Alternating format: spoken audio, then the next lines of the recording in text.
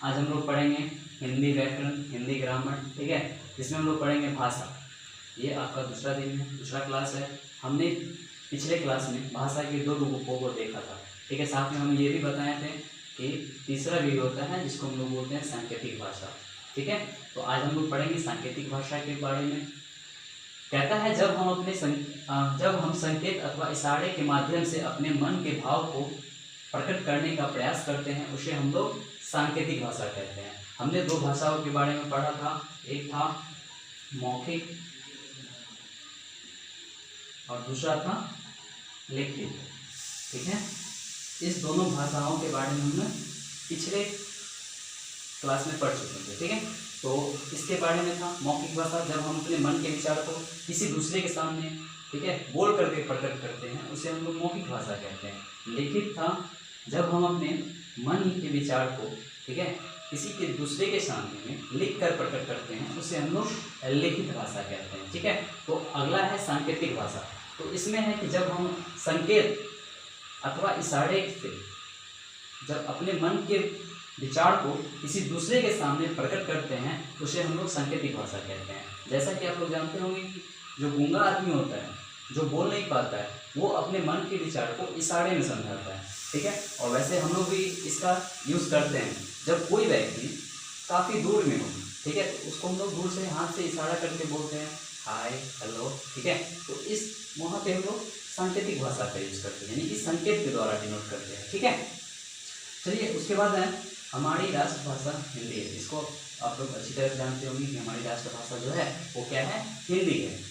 इस भाषा को 1949 में 1949 में, ठीक है, राष्ट्रभाषा के रूप में स्वीकार किया गया था, ठीक है। तो आप लोग इसको अच्छी तरह से याद रखेंगे। 1949 में इस भाषा हिंदी को स्वीकार किया गया था, ठीक है। चलिए उसके बाद है लिपि, स्क्रिप्ट।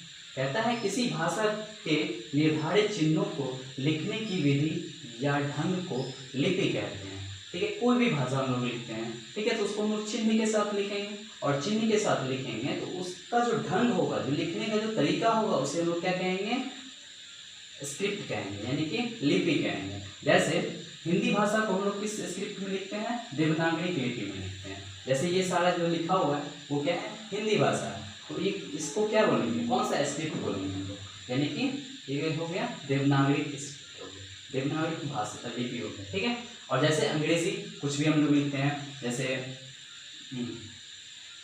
एप्पल लिखते हैं, ठीक है, तो ये जो है वो अंग्रेजी भाषा है, इंग्लिश लैंग्वेज है, ठीक है। तो इसको हम लोग किस चीज़ में लिखते हैं, रोमन में लिखते हैं, ठीक है, रोमन लिपि में लिखते हैं, ठीक है। तो इसी तरह से बहुत सारा कुछ भाषाओं को दे रखा है, ठीक है। उसको लिखने किस लिपि में उसको लिखते हैं वो भी कुछ हमने बताया है, ठीक है। जैसे संस्कृत, गुजराती, मराठी, नेपाली, हिंदी, ये सारी भाषाओं को हम लोग देवनागरी लिपि में लिखते हैं, ठीक है।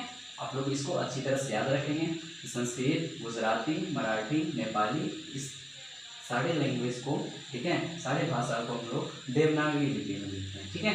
उसी तरह से उर्दू भाषा होता है, उर्दू भाषा को हम लोग फारसी में लिखते हैं, पंजाबी को हम लोग गुरुमुखी में लिखते हैं, ठीक है, बांग्ला को लिखते हैं बांग्ला में लिखते हैं हम लोग, फ्रेंच को लिखते हैं रोमन में लिखते हैं। इसी तरह से आप लोग को क्या करना है, इसको अच्छी तरह से नोट कर लेना है और इसको याद रखना है, ठीक है।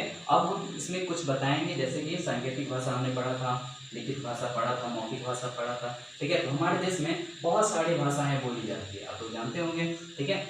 तो हम जानेंगे इसमें से हमारे देश में कौन से राज्य में कौन सी भाषाएं बोली जाती हैं, ठीक है। चलिए उसके बाद हम लोग देखते हैं भाषा। अभी हमने पढ़ा है लिपि के बारे में पढ़ा है, भाषा के बारे में पढ़ा है, ठीक है। तो अब हम देखते हैं कुछ राज्य होंगे, ठीक है, उनमें कौन कौन सी भाषाएं, मुख्य भाषाएं बोली जाती है, ठीक है। उसके साथ साथ हम देश और उनकी भाषाओं के बारे में भी जानेंगे, ठीक है।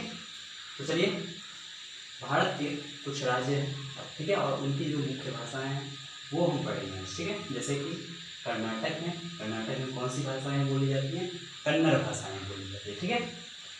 उसके बाद है महाराष्ट्र में मराठी भाषा बोली जाती है, असम में असमिया भाषा बोली जाती है, पश्चिम बंगाल में बांग्ला भाषा बोली जाती है, ठीक है। राजस्थान में राजस्थानी, गुजरात में गुजराती, आंध्र प्रदेश में तेलुगु, केरल में मलयालम, पंजाब में पंजाबी, तमिलनाडु में तमिल। ये हमारे भारत के कुछ राज्य थे और उसके साथ साथ उसकी जो मुख्य भाषाएं थी उसके बारे में हम लोग पढ़ें। तो आप लोग क्या करेंगे, इसको अच्छी तरह से अपने नोटबुक में लिख करके उसको याद करके रखेंगे, ठीक है। चलिए हम लोग देखेंगे देश और उसकी प्रमुख भाषाएं, ठीक है, कि कौन से देश में कौन सी भाषाएं बोली जाती है। जैसे कि हमारे देश में बहुत सारी भाषाएं, बहुत सारे राज्य हैं और सभी राज्यों में अलग अलग भाषाएं बोली जाती है। और देश भारत में जो है वो हमारी राष्ट्रभाषा जो है वो कौन सी है, हिंदी है। इसको आप अच्छी तरह से याद रखेंगे, ठीक है। उसी तरह से कुछ देश हैं और उसकी प्रमुख भाषाएं हैं, ठीक है। जैसे हमारे देश की प्रमुख भाषाएं कौन सी है, हिंदी है, ठीक है। उसी तरह से जापान में कौन सी भाषाएं बोली जाती हैं, प्रमुख भाषा कौन सी है, जापानी है।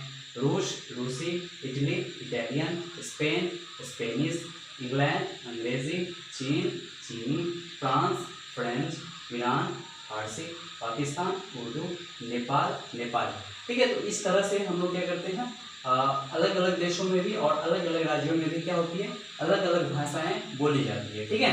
तो आप लोग इसको अच्छी तरह से लिख लेंगे और इसको याद कर लेंगे ताकि कभी भी आपसे पूछा जाए, ठीक है, तो आप इसको अच्छी तरह से याद रखेंगे, तभी आप उस समय बता पाएंगे, ठीक है।